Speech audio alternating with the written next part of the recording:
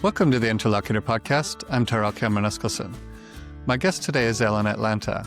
Ellen is an author and journalist who worked in the beauty industry for a decade and has been writing about it all her life. This led her to write Pixel Flesh, a book about how toxic beauty culture harms women. Ellen, thank you very much for joining me today. Thank you for having me. It's a pleasure to be here. I learned that you studied journalism when you went to college. Could you share with me what interested you about journalism? Yeah, it was more what journalism could facilitate for me. I grew up in a small village in a county called Leicestershire, which is right in the middle of the UK. And I was always interested in so many things. I was always good at lots of things at school. I loved school. I was always very academic. But I also liked being creative. My mum is a fashion designer and my dad works in tech, and I think I landed somewhere exactly between the two. And throughout school, I never really felt like there was one thing for me. There was never one subject that I loved the most or was the best at. And it meant that by the time I was narrowing my subjects as I got older, they were really varied to the point where my teachers were telling me off because I took physics, textile design, French, history, and creative writing. And they were like, "What are you doing with this? This is a path to nowhere. You should go and be a scientist somewhere. You should use your brains and go do something meaningful," which I resented massively. And so journalism was a way for me to do lots of different projects, essentially. I knew I was a good writer. I'd been told that I was going to be a writer by a lot of my teachers. And again, I was like, no, I won't be. And I picked journalism because it allowed me that freedom to research one thing for a month and then switch and research something completely different. I could do video, I could do audio, I could do writing, I could then do the more academic side of things, looking at media and communications and sociology. And that's why. And also it was a way for me to move to London because I was desperate to not live in a small town in the middle of nowhere. I was so desperate to be in a big city. And I just felt London was where I needed to be. I had such a strong conviction of that. And so, I moved at 18 for college and have been here ever since. You mentioned that you were writing throughout your teen years. Yeah. Did it help? Did you enjoy expressing yourself in that way, or putting your writing out there and having other people interact with it? What did you enjoy about it at that time? It's a funny question because I think by my teens, I really hated writing. Mm-hmm. I loved it as a child. I loved it as a kid. I used to scurry off to my dad had a box room that had, odd furniture in it that was more of a storage space in the house. And it had a dining room table and a chair. And I used to run off into there when I was little and make books and write magazines. And I would just do that of my own accord. And that was my idea of a fun time. And as I got through school, I remember loving writing in my early school years, but as things got more pressured, as we got to exams when I was a teenager, even though I would get very good grades and very high scores, I hated the pressure of it. I hated the idea of you've got an hour to write this and all of your grade rides on it. I just hated it. And it really took a lot of the love of it out for me, to the point where I didn't continue English into my later exams. I dropped it as soon as I could, which seems really out of character now to think I didn't do English. I didn't do English language, English literature, none of it. And I was blogging at the time. My whole teenage years, I was blogging most days on Blogspot and Tumblr and things like that. And I was writing occasionally. But I really shied away from any kind of confessional, any kind of personal writing at the time. And I think part of that is because it can be quite a confronting process to write. You never quite know what your mind is going to surface and what you might confront about yourself and what might be kind of dug up from the depths. So I had a rocky path with writing as a a child into my teen years. And it's something I'm really trying to actively reclaim now as an adult, is how do I capture that joy and whimsy of just running up to the spare room to write a story and not feeling that pressure and not feeling that really intense, fear and anxiety around starting a project. It's something I'm still working on. You worked in the beauty industry for a long time. How did you get involved in that kind of work? Accident, honestly. It was because I was blogging as a teenager. Um, I used to, again, being in a small village and I was quite an expressive teen.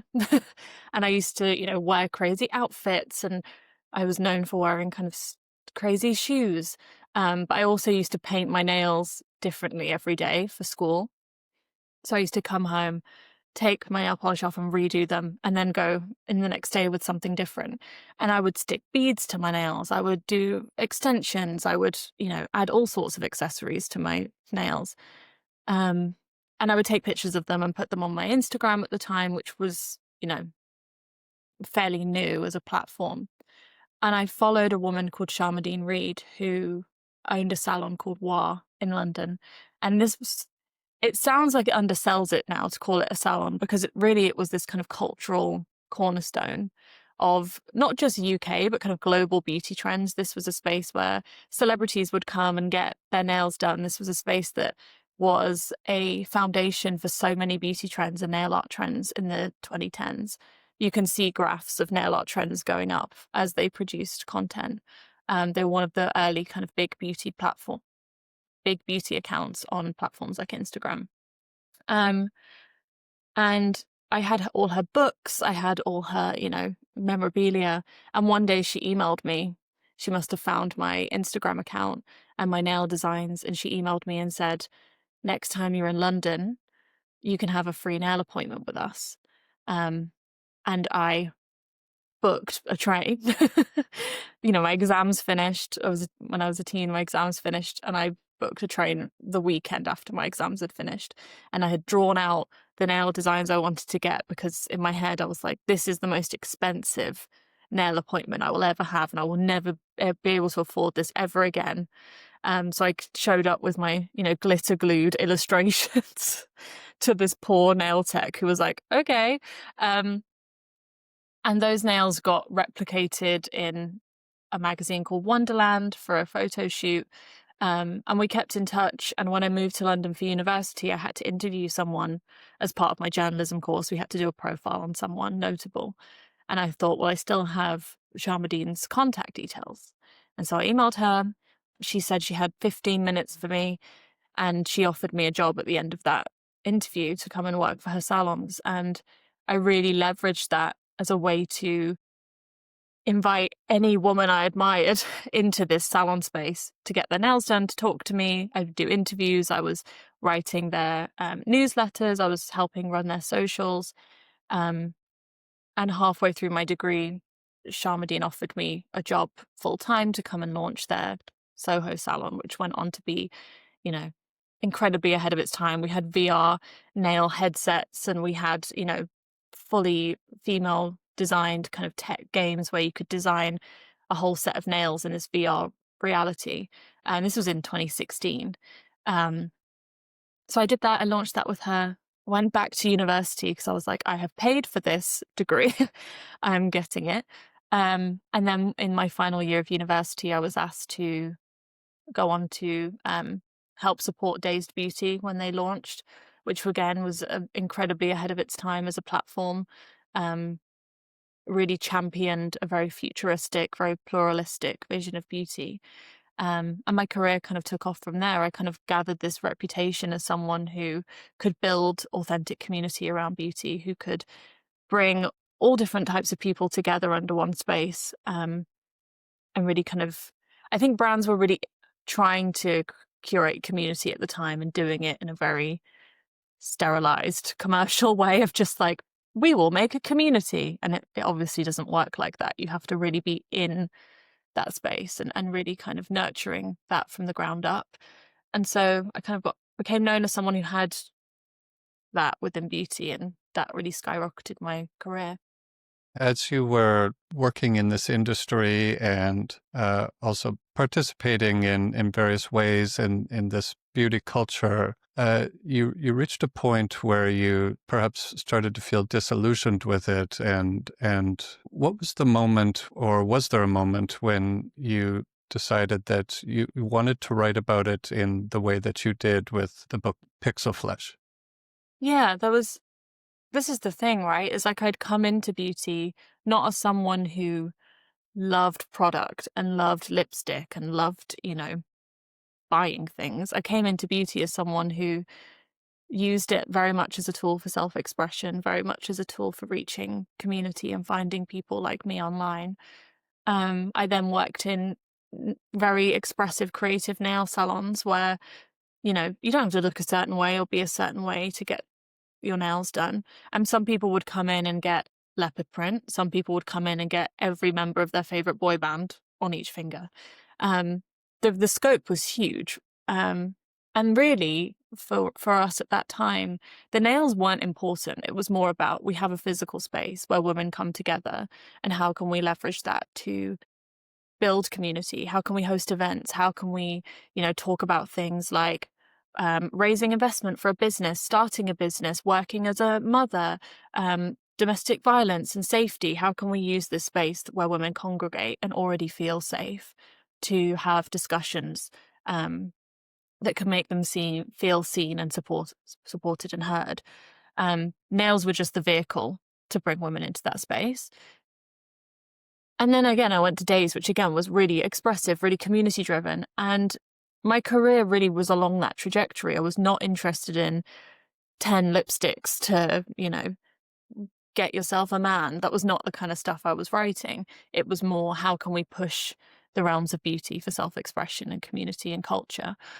And there was a point, I ended up working in beauty tech. I worked for a beauty booking software that was based on images. So instead of being on Instagram and seeing a pair of nails that you liked, and taking it to a random person and saying, can you try and replicate this? And how much does that cost? And how long does that take? You could follow people, see where they got their nails done, where they got their hair done, and you could book with those same professionals. Professionals could have a whole portfolio based on images.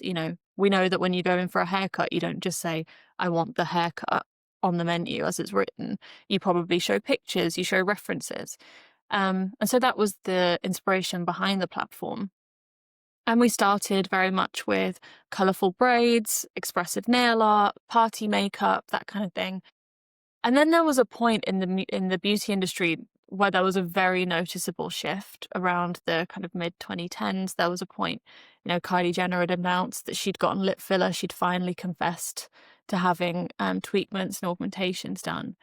And we just saw a skyrocket in the number of young women and girls looking for injectable procedures. And it felt like overnight, the app that we were building went from pictures of cool nail art and expressive makeup to a picture of a pair of lips, a picture of a nose, a picture of a chin, parts of a face that you could buy. And we went on a trip, like a company retreat, after we'd raised 4 million in venture capital. And we sat around and we were prophesizing what the future of the company could be.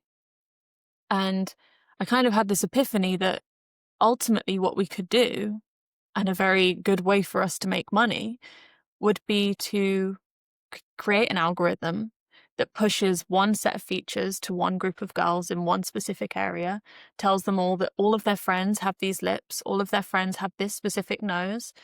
And then when they've bought them and they've caught onto these trends, we could then change it at the touch of a button. And we could have a group of girls over here who all look a very certain way, and a group of girls over here that all look a different way. And we could just switch it. And we could keep people in this perpetual loop of self-improvement and tweaking and adjusting and never quite feeling good enough. And then I realized that the industry was already doing that social media platforms were already very much going that way.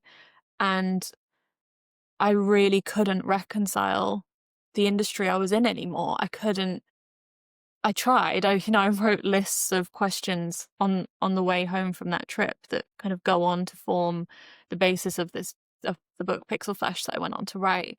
I was asking myself, how can I be a part of this industry in a way that feels like it aligns with my moral values?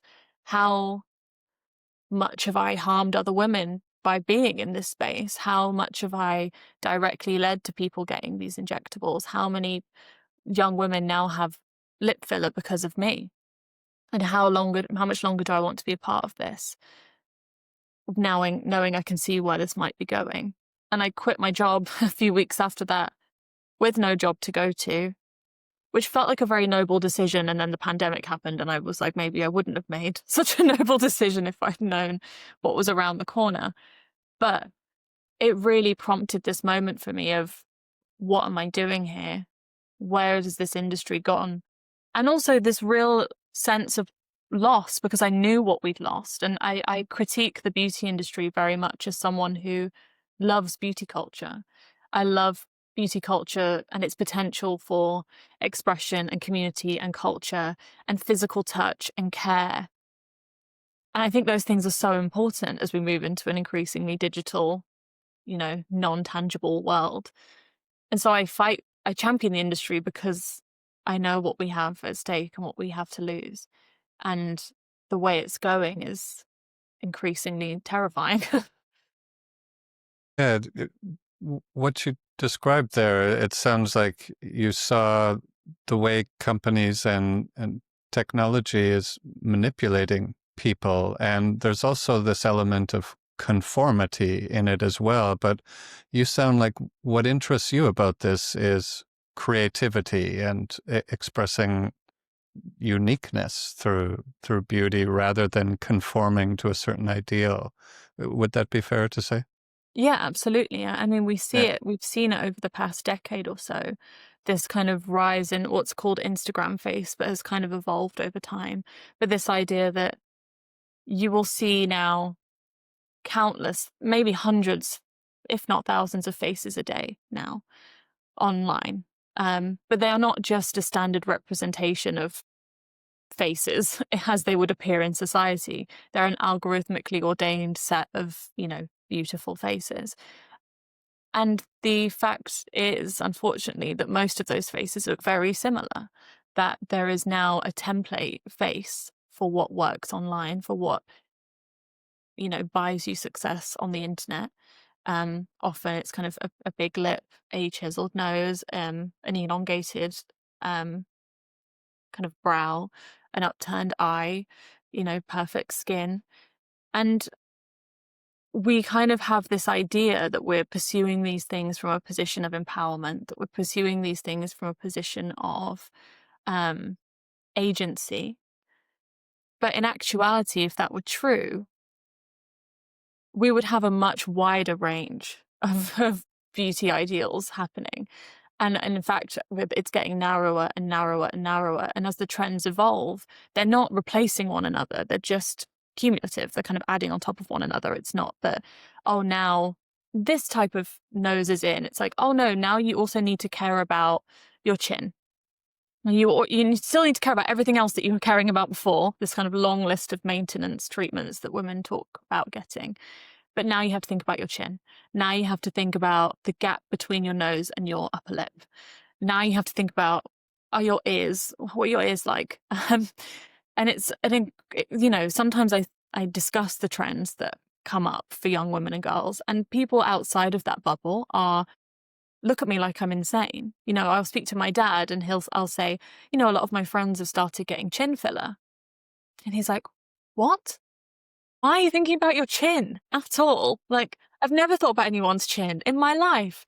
And, I'm like, well, there's a thing about your nose should align with the tip of your chin, and that shows facial symmetry and facial proportions. And it gives you a jawline and all this stuff. And my dad's just looking at me like, where does this come from?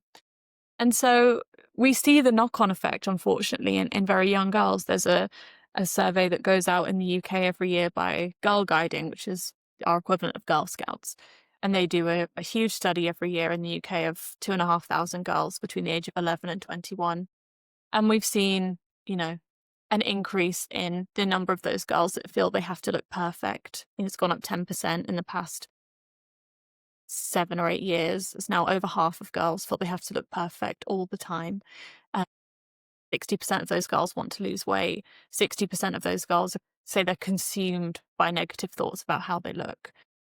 And so I think it's all well and good to, have this idea that we're doing all these things out of empowerment. But when we look at the knock-on effect of the younger generation, of the girls growing up with this environment and immersed in this environment, it's having incredibly detrimental impacts on their mental health, because nobody looks like those faces we see online. Those faces we see online don't look like those faces in real life, once you've had all of the filler and the surgery and then the makeup and then the filters on top of that and then the editing on top of that. These teenage girls are just, scrolling through a sea of faces they will never resemble. And then they're looking in the mirror and thinking, well, I'm just defective. And I speak to young girls. I work with some programs in the UK.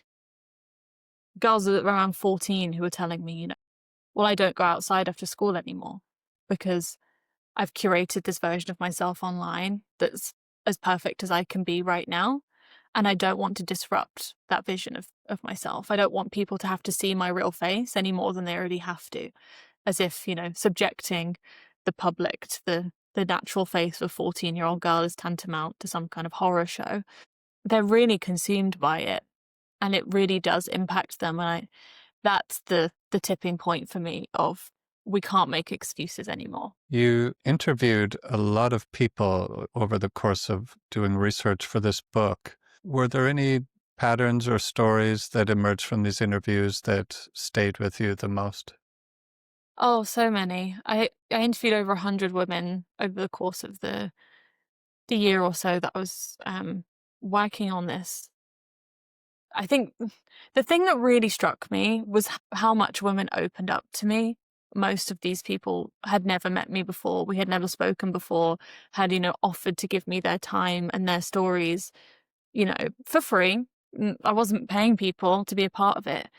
And as soon as I opened the floodgates for this talk, as soon as I asked questions about, how do you really feel about your body? How do you feel existing in this space? How is your relationship with yourself? I just was overwhelmed by how candid people were willing to be, and almost the relief of, thank God, I can actually talk about this and I can confess these things that sometimes make me feel really ugly or sometimes make me feel really silly for taking seriously. And what was really interesting was that whilst there was this very confessional element to a lot of the interviews that felt like, these are secrets that I've never told anyone. And I definitely had a lot of women saying things to me like, I've never told anyone this, but I had a miscarriage and this is how it impacted me, or I didn't eat properly for this many years of my life, or I can't go outside without a full face of makeup on, and I would never admit that to anybody else. Whilst there was this kind of confessional element to it, so many of the stories were exactly the same. So many of the interviews, whether it was with an 8-year-old girl in an after-school program, or whether it was like a woman in her 40s, 50s, whether it was a woman with loads of followers and loads of money, or a woman with, not many means, I could have cut all the interviews up and mixed them all around and you would not be able to put them back together again. There was so much repetition, there was so much resonance with the stories. And I think whilst there's something very sad about that, there's something really powerful about realizing there's like this collective reckoning that could happen, and there's this collective force and collective power in realizing that actually you're not alone in feeling these things. You're not the only one suffering in an otherwise really empowered world. You're not the only one who feels ugly in a supposedly very beautiful and glossy space. You're not the only one that feels defective. And I think there's something very powerful about realizing that everyone around you feels exactly the same, and that money won't solve those problems. Fame doesn't solve those problems. it doesn't really seem to matter what you look like. Everyone seemed to have those problems. Um, and there's something really liberating in that, I think. Um, so that really stuck with me. The conversations I have with kids will always stick with me. The idea that 14-year-old girls won't go outside, that they're missing huge amounts of childhood experience and ability to express themselves and try new things because they're so consumed by thoughts of how they look. There was one study by a researcher called Dr. Claire Pescott, who works in early years education. And she was never focusing on beauty. That was not her initial research area. But when she started speaking to young boys and young girls in schools around the age of like 8 to 11, she noticed such a huge gender divide in how they talked about themselves. And the young girls talked, openly about using filters, about consciously using filters to perfect themselves. They weren't technically even old enough to be on any of the platforms that they were talking about, and yet they were consciously using language in their day-to-day life like, I need to smooth out my imperfections, I need to contour my features. One of the girls who was 10 was like, I wish I was wearing a filter right now. I wish I was wearing a filter all of the time. And what really separated the girls from the boys was this sense that the girls had of this constant audience, this constant invisible voyeur that was watching them all the time and seemed to demand this perfection, whether that was when they were in their private bubble at home, whether they were out with their friends, whether they were at school. There was this kind of constant view of themselves through an external lens of, how do I look right now? Do I look perfect? Am I sat right? And the boys were kind of oblivious to this notion. And so we're seeing this in girls, like I said, primary school age, 8 years old to 10 years old, who are so conscious of performing perfection. And they're not even sure who for at this stage. I don't think any of us are sure anymore who it's for. So those stories will always, stick with me, I think, more than the others because they're so shocking. And I think they really speak to the results of this culture that I think are then really hard to shy away from. Girls who are growing up now or when you did, uh, how does it differ now from generations that came before? How does the experience differ in your opinion? Yeah, I think it's changing constantly. And I think I'm glad, I was born in 1995. And so I grew up kind of in line with the domestication of the internet, right? Like I remember not having the internet in my house. I remember having the dial-up tone. I could do a dial-up tone off from memory. It's so ingrained into my brain. I remember, getting a laptop. I remember all of these social media platforms. I remember when they came out, and I remember my friends adopting them. And I remember when Snapchat launched. I remember when Instagram launched. And I tried every platform as they came out, which I think has its issues. And I talk about this in the book. It's almost also a reflection of a life as the first generation growing up with the internet. And the fact that we were on platforms like Omegle, where you would go on to a random webcam chat with strangers. And most of the time it would be random men masturbating on these chats. And we would be teenage girls just, you know, both kind of horrified and intrigued by what was even happening. And it felt like, this is a thing that we shouldn't be doing. But almost became like a joke, like a prank thing to do. And so I think my parents would have been horrified to know that that stuff was going on in this wild west that they didn't even, hadn't even begun to understand. But I am very lucky, I think, that I got a good, 10 years of my life, which doesn't sound like much, but now we know girls as young as 8 are being affected. But I got 10 years before an algorithm was really telling me who I was, and before my sense of self was being molded by, platforms run by advertising and run with, very specific interests at heart. And now I really take solace in that. I really, when the book came out and I kind of had a moment of, who am I? What do I do now? I really returned to the things I was interested in before an algorithm invaded my life. I was really into stargazing. I was really into Mary Magdalene. I was really into all, I used to research lots of various things. And I really took comfort in having those things that felt like undeniably me, you know. And prior to that, you might have seen in previous generations, the 80s, 90s, whatever, you would see a quote unquote perfect face once a day, maybe. If you went to the shops and you saw magazines by the till, if you went on a drive and you saw a billboard, maybe on TV occasionally. But even then, the idea of a perfect face was maybe, a genetically, you know, gifted person who had a nice blow dry and had some makeup on.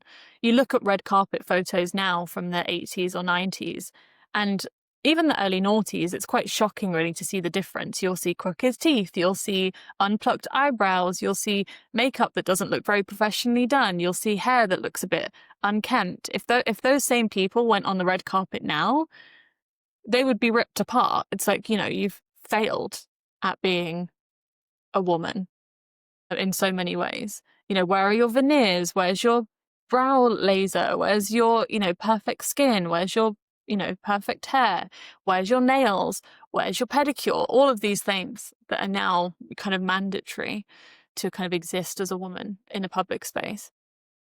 So yeah, I think that's the major shift, is that previously you would have seen one or two ordained kind of beautiful faces, and now you could see thousands in the space of, a few hours. And that kind of, again, is not a neutral, does it come from a neutral place? It comes from a place of platforms that we know don't have women and girls' best interests at heart, that are run by ads that are trying to kind of funnel you into being a specific type of consumer, that are trying to learn about you so they know what to sell you. There's a book called Careless People by someone who used to work at Meta. And she says, one of the things she claims is that they would know when a young girl had deleted a selfie after it had only been up for a few seconds or a few minutes. And they would assume from that she was feeling insecure, that she was feeling low about herself. And they would then shift their advertising and the algorithm to kind of amplify that, to prey on that. We know that these platforms funnel girls into disordered eating patterns, very quickly into accounts that promote unhealthy eating behaviors. And so, yeah, it's not even that you have a huge amount of agency as a young person coming into this space to make it your own. It very much has an agenda to manipulate you from the beginning. And that's something we really need to educate young people about, is that this is not a neutral space. This is a space that is trying to turn you into something, trying to get something out of you. You are a product in this space. So yeah. Since you published the book, how have your interactions with readers and different communities been? Because one of the things I took away from it is that you told a lot of stories from your own life, a lot of sometimes intimate details. I'm interested how others interacted with this, your readers. Yeah, it was never part of the plan to do that.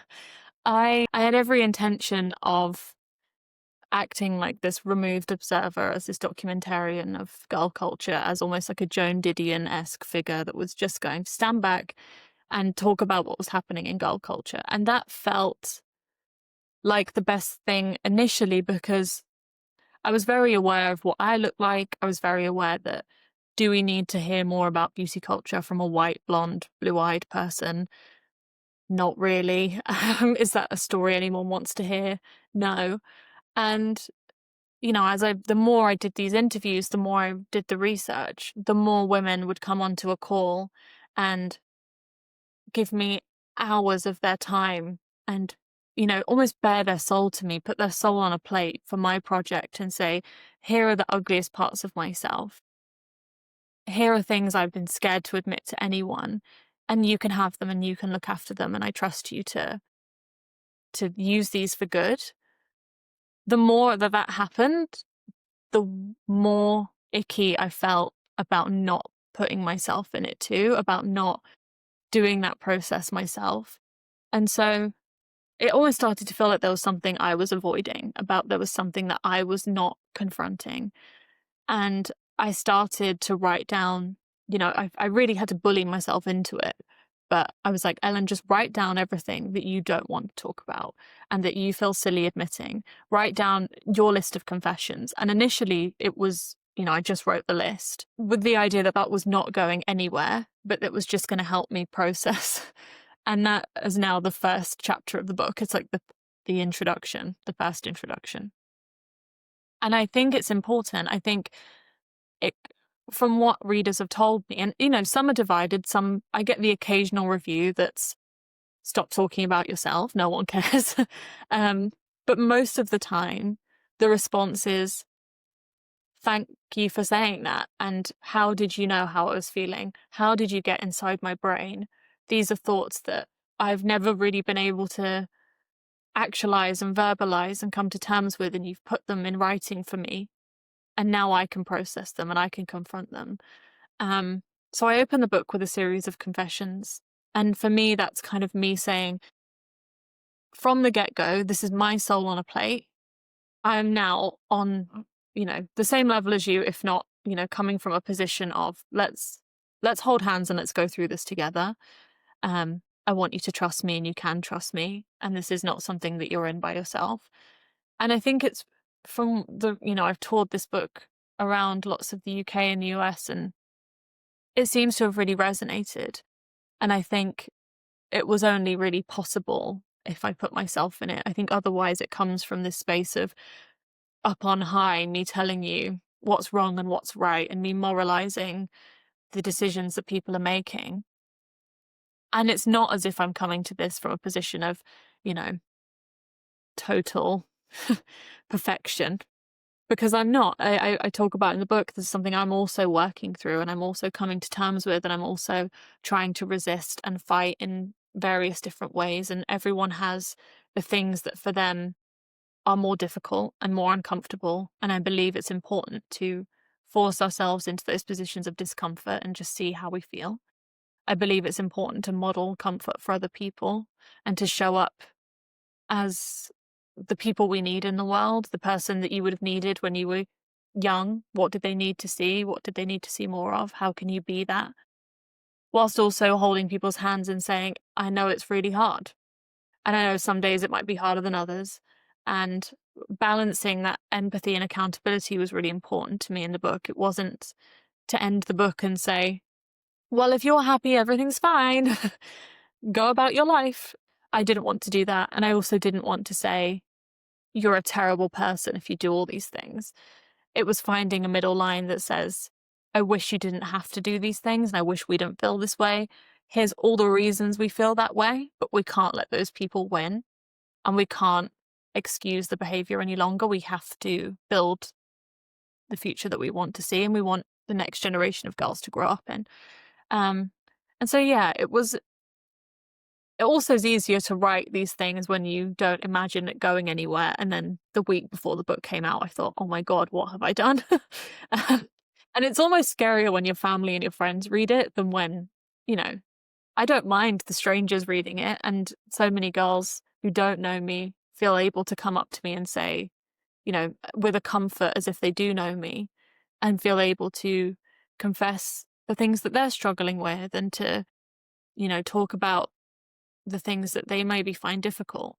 But when my friends and family read it, that was hard.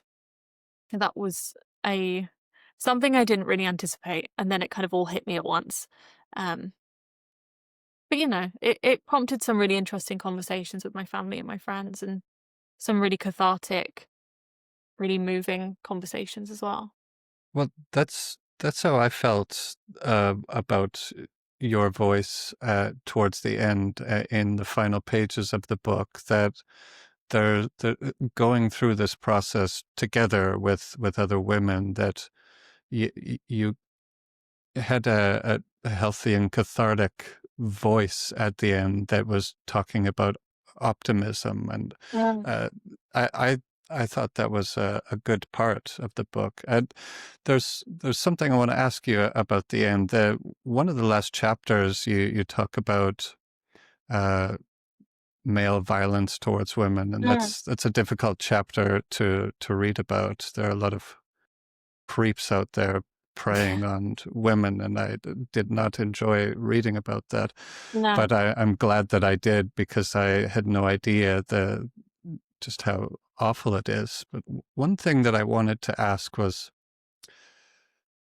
as you're coming towards the end of the book and talking about ways that we can have a healthier future, I I was wondering if you were going to invite uh, men to be a part of this. And one thing I wanted to ask is, I have a younger brother who has two preteen daughters, and uh, we can't come at this from the same aspect as ladies, but we also care about these girls growing up in a healthy environment, and so what kind of advice could you offer to, say, my younger brother who's about to have two girls go through? They're just about at a preteen age now, so they're probably going to be exposed to this right away. Yeah. It's really interesting to talking about men in this scenario, because I get asked it a lot, I think, especially by, you know, female journalists or female publications, where they kind of ask, have men read the book? And if so, like, what do they think? And I think sometimes they expect a level of defensiveness in my answer, or like they expect me to say, men hate the book. I don't know. I don't know. I feel like there's an implied answer that they're expecting. And the truth is, I've had many men read the book, and all of them have come to it with a sense of empathy and openness and wanting to understand. And I think, obviously, I do talk about the violence that young women and girls experience by, you know, a small number of very prolific men.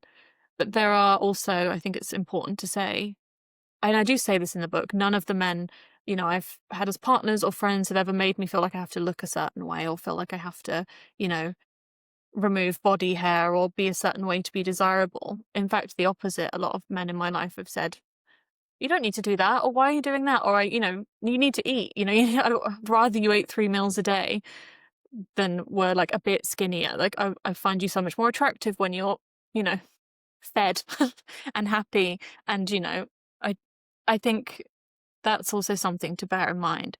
And the response I've had from men in general has been really positive, and really from a space, like you said, of, I'm glad I read this. Oh my God, I didn't realize what so many women in my life were going through. I've also had a lot of women message me or leave reviews and say that they listened to the audiobook with either a father or a partner, as a way to kind of use it as a discussion jumping off point, to kind of listen to each chapter and then have a chat about it. And I've had a lot of women tell me they've done that as a way to facilitate the conversations they didn't quite know how to facilitate, as a way to kind of use it as a jumping off point to maybe say, I've been feeling this way, or I feel worried about this. And that's been really cool. That's something I didn't quite anticipate, was how people might use the various mediums as a way to bring their partners in on a part of their psyche or a part of their life that they hadn't quite known how to express. Um, so that's maybe an option when they're a bit older, is to think about the audiobook and something they can listen to together. Um, but I think one thing, having the concern and having the care is a huge part of it, is even a huge starting point. I think there's so much that, whilst you can't necessarily model in a bodily sense the future that you want to see for your daughters and young girls, you can instill it in a very in other ways. You can talk about your daughters and young girls and make sure that when you're talking about them and talking to them, we're not reinforcing beauty as the primary thing. And sometimes that comes up so naturally. It can be like, oh, you look so pretty, or you look so cute. And you wouldn't say that to a little boy. So I think thinking about the language we use around young girls, the language we use when we're talking to young girls, making sure there's variation, making sure we're saying, you're really brave today, or you look really smart, or you were, the way you spoke was so confident and eloquent. We can use lots of different words, but just making sure we're not reinforcing beauty as primary. I think the other thing I talk about in the book that speaks to what I mentioned earlier about not having an algorithm dictate who I am, just make sure that as much as we can for young girls and for all young people, we're really nurturing them as human beings in every dimension. We're making sure they have hobbies and, ways to use their body outside of an aesthetic space. Maybe that's team sports. Maybe that's, finding other avenues to use their body for movement and expression, to show what their body can do rather than what their body looks like as a purely object, physical, aesthetic thing. Um, I think there's ways to really nurture young girls in a way that takes the emphasis away from beauty, whether that's, you know, making food a really positive thing, not talking about food as things to be restricted, not commenting on young girls' bodies as they're developing, not talking about, weight gained, or, even if it's a funny joke, like sometimes it doesn't land in that way. I think my granddad said something about puppy fat when I was about 8 or 9, and I never got over it. I really cried. Something that really stuck with me. And so I think just being really careful about the language we use, being really intentional about the worlds that we create for these young people, and making sure they have a multitude of ways to express themselves is really important.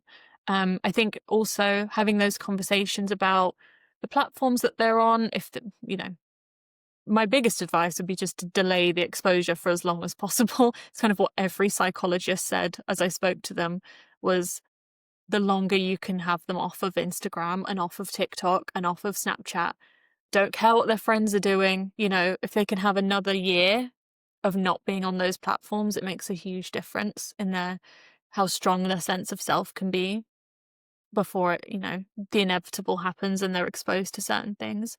If they can cultivate a really strong core around who they are and what they believe in and what's important, and that's instilled from every parent, every caregiver, that, you're so much more than what you look like. You have so much more to offer. Your body does so much more, can kick this ball and lift this thing and can run really fast.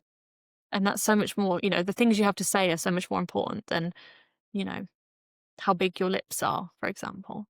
If that's instilled, we know that has a much longer term kind of safety impact than any kind of reparative corrective surgery can have in the long term.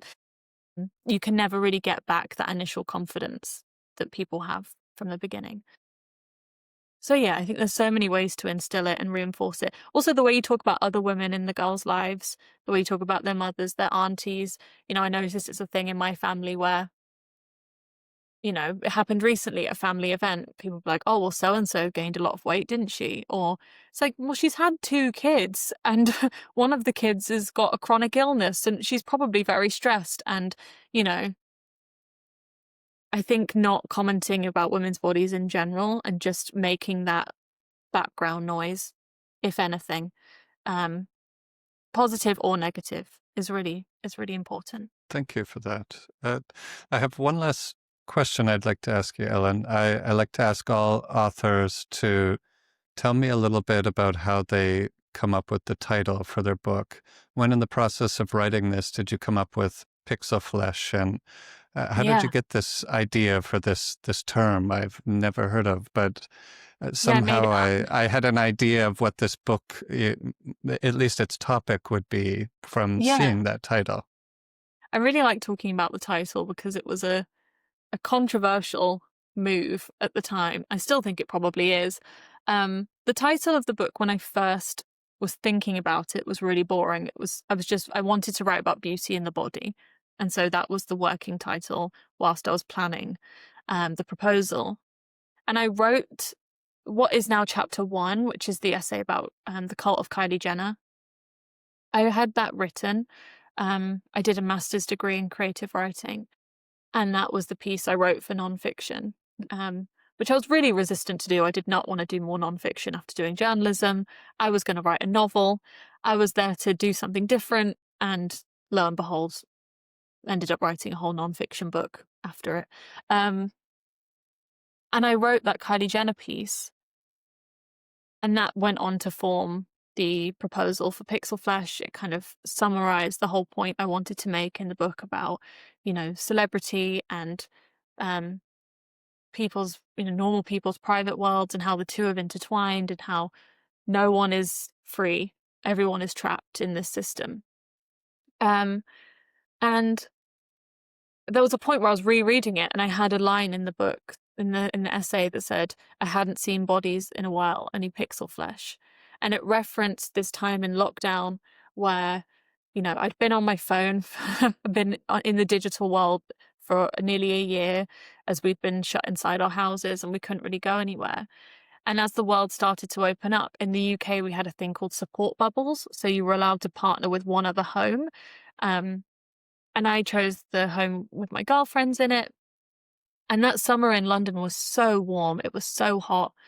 And we used to just sit in their garden, and everyone would wear, their swimwear or a bikini or something, and we would all be working. But because we'd spent a year in lockdown, no one had really had any beauty work done. Everyone had gained a bit of weight. No one was really bothering to shave or to remove body hair or to fake tan or anything.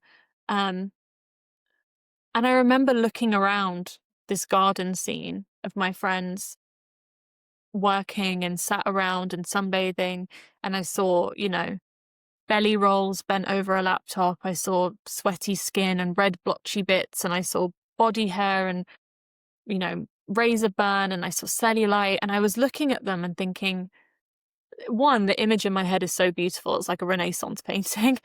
But two, there was this overwhelming sense of, there's nothing wrong with me. I'm not defective, and I've never been defective. This is how women's bodies are. This is how women's bodies have always been. This is how women's bodies should be. And that's where that line came from. I hadn't seen bodies in a while, only pixel flesh. And when I reread it, it just jumped at me. And I thought, that's perfect. It has the balance of, I love the dichotomy between, the pixel and the flesh, that kind of very virtual, digital world, and the kind of very corporeal, romantic almost word. It's also a bit icky, which I really like. It sounds a bit horror. It sounds a bit uncomfortable. Both the X in pixel and the word flesh are kind of like gross. And I knew I wasn't writing a book about beauty that was gonna be, sunshine and rainbows and like I said, you go girl, as long as you're empowered, everything's amazing. I really wanted to talk about the truth. And I when I imagined the book, I imagined it as almost like a Black Mirror series, or like a series of dystopian horror stories, but they're all real and they're all happening right now. And the horrifying element, the most horrifying element, is that all of those women are real and all of those stories have happened.